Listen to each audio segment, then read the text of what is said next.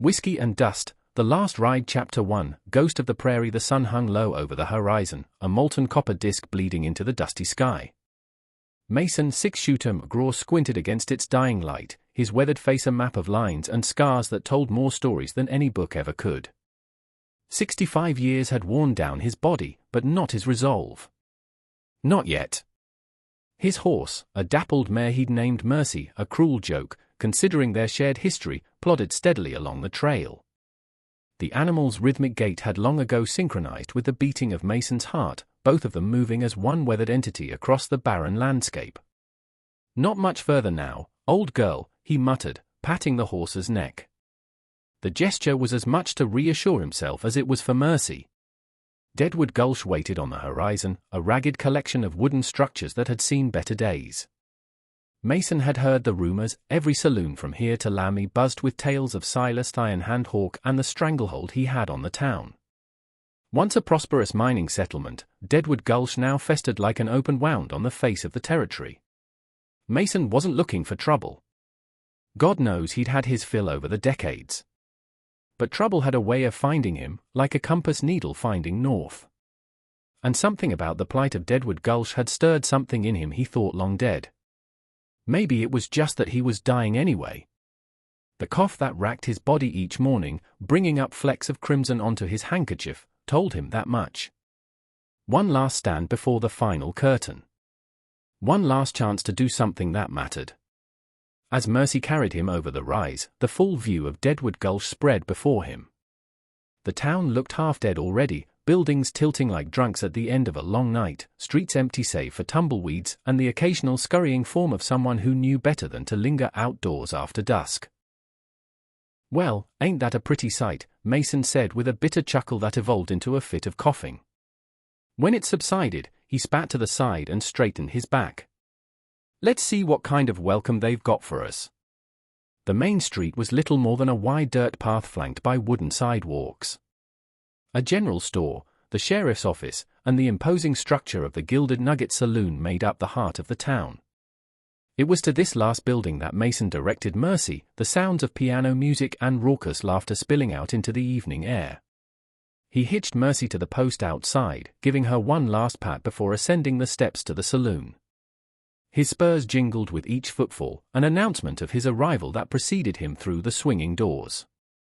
The piano player faltered, missing a note as Mason stepped inside. Conversations died mid-sentence, and every pair of eyes in the place turned to regard the newcomer. Mason had expected as much. Strangers weren't welcome in places where secrets festered like open sores. Mason's gaze swept the room, taking in the details with the practiced eye of a man who'd survived this long by noticing what others missed. The bartender, a portly man with a handlebar mustache, watched him warily. 3 men at a corner table had hands that hovered too close to their holsters. Behind the bar, a painting of a woman in a state of undress had been defaced with knife marks. But it was the man sitting alone at the far end of the bar who drew Mason's attention like a moth to flame. Dressed in black from his hat to his boots, with a silver star pinned to his chest that caught the lamplight. The town's law enforcement, such as it was. Mason strode to the bar, boots leaving imprints in the sawdust-strewn floor. "Whiskey," he said to the bartender, his voice a gravelly rumble that seemed to emanate from somewhere deeper than his chest. "The good stuff, if you've got it." The bartender hesitated, eyes darting to the man with the star. "It's all right, Lester," the lawman said, his voice surprisingly soft for a man of his imposing stature. "Serve our guest." The whiskey, when it came, was amber fire in a smudged glass. Mason laid a coin on the counter, then raised the glass in a mock toast to the lawman before downing it in one swallow. "Name's Burke," the lawman said, moving to the stool beside Mason. "Deputy Burke. You got business in Deadwood Gulch, mister?" Mason set the glass down with a deliberate click. "Just passing through," he lied, knowing full well that Burke didn't believe him for a second. "Most folks who are just passing through don't make it to passing out," Burke said, a thin smile playing on his lips. "Not in this town. Not with Silas running things." Mason raised an eyebrow. "That so?" Burke leaned in closer, lowering his voice. Word of advice, stranger. Whatever brought you here, revenge, money, or just plain stupidity, it ain't worth it. Best be on your way come morning. Before Mason could respond, the saloon doors burst open again. A woman stood in the threshold, her silhouette backlit by the dying sun outside. As she stepped into the light, Mason felt something stir within him, a feeling so long buried he almost didn't recognize it. Her hair was the color of sunset, framing a face that was as beautiful as it was fierce. She wore men's trousers and a cotton shirt, with a gun belt slung low on her hips. The Colt revolver that hung there looked well used, not some ornamental piece. Clara, Burke sighed, rising from his stool. I told you to stay away from town after dark. The woman, Clara, ignored the deputy, her gaze locked on Mason. You're new, she said, her voice carrying the slightest hint of an accent Mason couldn't quite place. And you're either very brave or very foolish to drink in Silas Hawke's saloon. Mason felt the corners of his mouth twitch upward. Been called worse than foolish in my time. Clara's eyes narrowed, assessing him with a scrutiny that made Mason feel as though she could see right through to the hollow spaces inside him. You got a name, stranger? Mason McGraw, he replied, deliberately omitting the six-shooter moniker that had followed him across 3 territories. Some reputations were best left behind. Recognition flickered in her eyes, there and gone so quickly Mason might have imagined it. Well, Mr. McGraw, she said, if you're still breathing come sunrise, I'd like a word with you. I think we might have mutual interests. With that, she turned on her heel and strode out of the saloon, leaving behind a silence as heavy as the storm clouds that gathered on the far horizon. Burke shook his head slowly. Now you've done it, he said, clapping Mason on the shoulder. She's got her hooks in you, and Clara Belle don't let go easily. Belle? Mason echoed, the name triggering a distant memory. Any relation to Sheriff Samuel Belle? Burke's expression darkened. His daughter. And if you know the name, then you know what happened to him. He leaned in closer, his voice dropping to a whisper. Silas had him gutted like a fish in the middle of the street. Made an example of him. Mason nodded slowly, the pieces beginning to fall into place. And the good deputy didn't see fit to intervene. Burke's face flushed with anger or shame, perhaps both. You don't know what it's like here, old man. Silas has 50 guns at his back. I'm one man with a tin star that ain't worth the metal it's stamped on. Mason drained the last drops from his glass and set it down with finality. One man can make a difference, deputy. If he's the right man. As he pushed away from the bar and headed for the door, Mason felt the weight of eyes following him. Outside, the wind had picked up, carrying with it the scent of rain and something else, the metallic tang of blood and gunpowder that always seemed to herald Mason's arrival in a new town. He untied Mercy and led her toward the small boarding house at the edge of town. Tomorrow, he'd seek out Clara Belle and hear what she had to say. Tonight, he needed rest and time to think. The old gunslinger had ridden into countless towns over the years, each with its own brand of corruption and despair. But there was something different about Deadwood Gulch. Called it resisting arrest. Mason felt a familiar anger kindle in his chest. And the townsfolk just let this happen? Mrs. Abernathy gave him a sharp look. You planning on stopping it, Mr. McGraw? Alone against Silas and his gang? You'll end up swinging beside young Cooper. Mason said nothing, merely tipped his hat and stepped out into the harsh morning light. The town was more active now, though a heaviness hung in the air. The gallows was taking shape in the town square, a grim monument to Silas Hawke's power.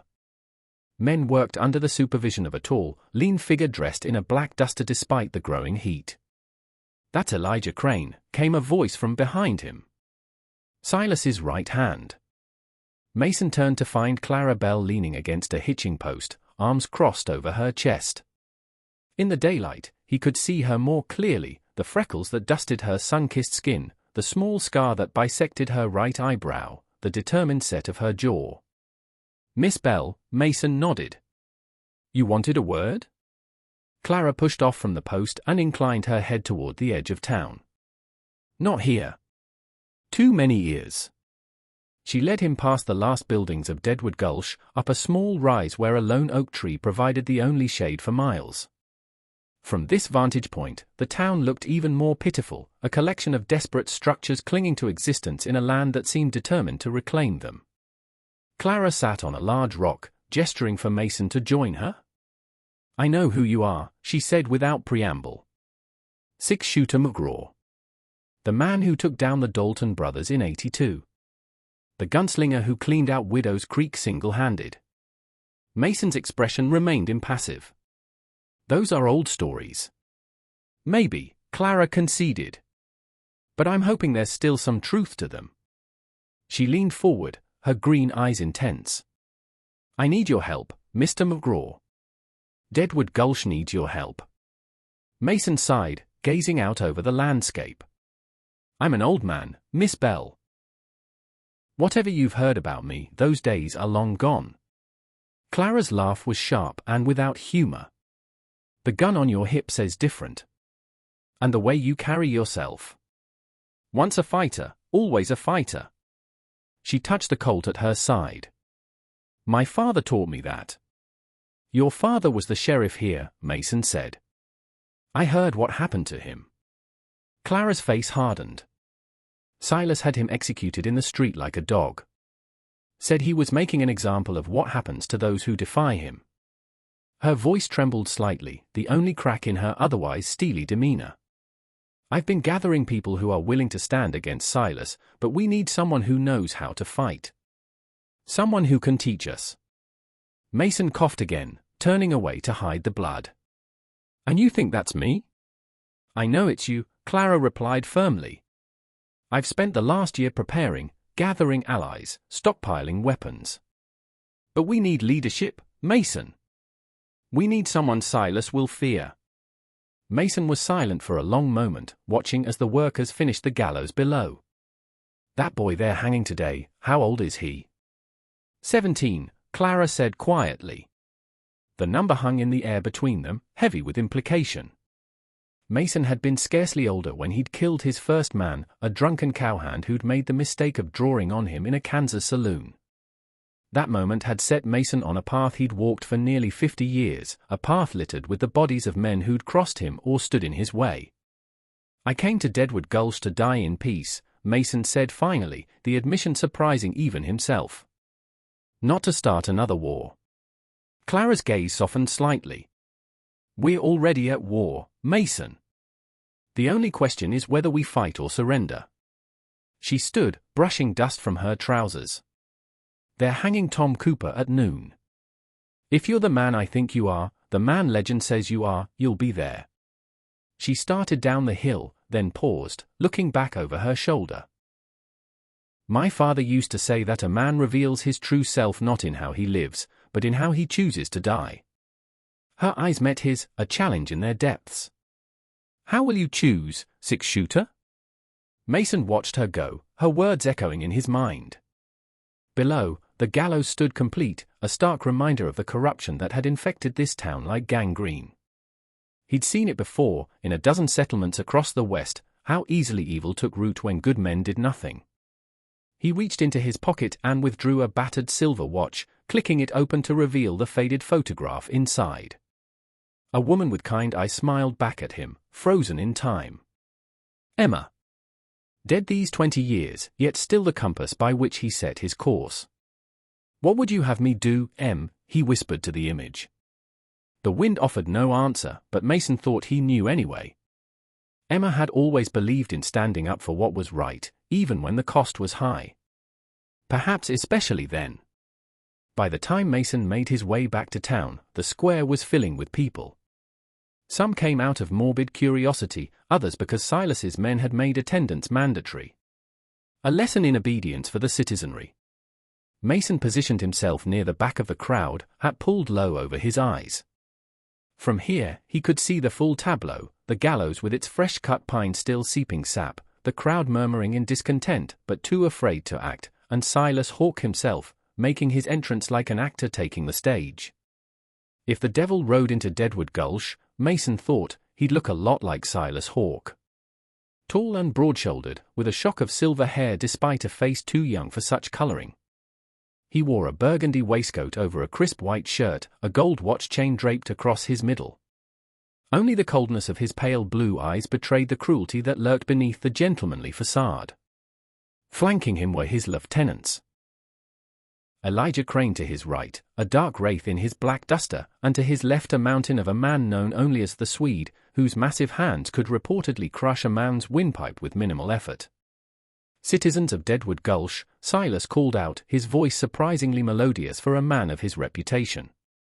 We gather today to witness justice being served upon one who has defied the laws of our fair community. Two of Silas's men dragged forward a thin, frightened-looking boy with a shock of sandy hair. His face was bruised, one eye swollen shut, but he held himself with a dignity that belied his years. Thomas Cooper, Silas continued, has been found guilty of assault upon duly appointed representatives of the law. Such actions cannot be tolerated if we are to maintain order. A woman's cry rang out from the crowd, presumably the boy's mother, but it was quickly stifled. Mason spotted Deputy Burke at the edge of the gathering, his face a mask of conflict as he stared at the ground rather than the gallows. Mason scanned the crowd, searching for Clara. He found her near the front, her red hair unmistakable even with a hat pulled low. Her hand rested on her holstered Colt, and Mason could read the tension in her stance. She was going to try something. Fool girl would get herself killed. Mason began to move through the crowd, easing his way forward as Silas droned on about law and order with the hypocrisy unique to tyrants. The boy was positioned on the trap door, a noose being fitted around his neck by Crane, whose thin lips curled in a semblance of a smile. "Does the condemned have any last words?" Silas asked, a theatrical gesture of mercy that fooled no one. The Cooper boy lifted his chin, his voice cracking but clear. "My pa was right about you, Hawke. You're nothing but a coward hiding behind hired guns." Silas's face darkened momentarily before he regained his composure. "Brave words from a boy about to swing," he said coldly. "Let's see if, hold there." Mason's voice cut through the square like a whip crack. The crowd parted before him as he strode forward, hand resting casually on the butt of his Remington. Silas's eyes narrowed as he took in the newcomer. "This is a closed affair, stranger. I suggest you move along." Mason came to a stop at the foot of the gallows, looking up at Silas with eyes that had seen too much death to be impressed by its orchestrators. "Name's Mason McGraw," he said, loud enough for all to hear. "Some call me six-shooter." A murmur rippled through the crowd. Even Silas seemed momentarily taken aback by the name. Crane's hand drifted toward his gun, but Silas stopped him with a slight gesture. "The famous Gunslinger," Silas said, recovering quickly. "I thought you'd be dead by now." "Not yet," Mason replied with grim humor. "Though I'm working on it." He nodded toward the boy. "That child ain't old enough to shave, much less hang." Silas's smile was cold as winter. "The law is the law, Mr. McGraw. Even for legendary gunfighters." "The law?" Mason echoed, deliberately looking around. "I don't see much law here. Just a tyrant and his dogs." He fixed his gaze on Silas once more. "Let the boy go. Consider it a professional courtesy from one killer to another." The square had gone silent, every eye on the tableau unfolding before them. Mason could feel Clara's gaze burning into him, could sense the ripple of hope spreading through the townsfolk. But it was a fragile thing, hope. Easily crushed under the boot heel of men like Silas Hawke. Silas studied Mason for a long moment, then laughed, a sound devoid of mirth. "You've got nerve, old man. I'll give you that." He gestured to Crane. "Release the boy." Crane hesitated, clearly surprised by the order, but complied, removing the noose from around the Cooper boy's neck. To be continued, join the adventure with the Western Echoes, Cowboy Tales Unleashed. If you're loving our cowboy stories and captivating tales, don't miss out. Hit that subscribe button to stay updated on all our future posts. Saddle up and ride along with us.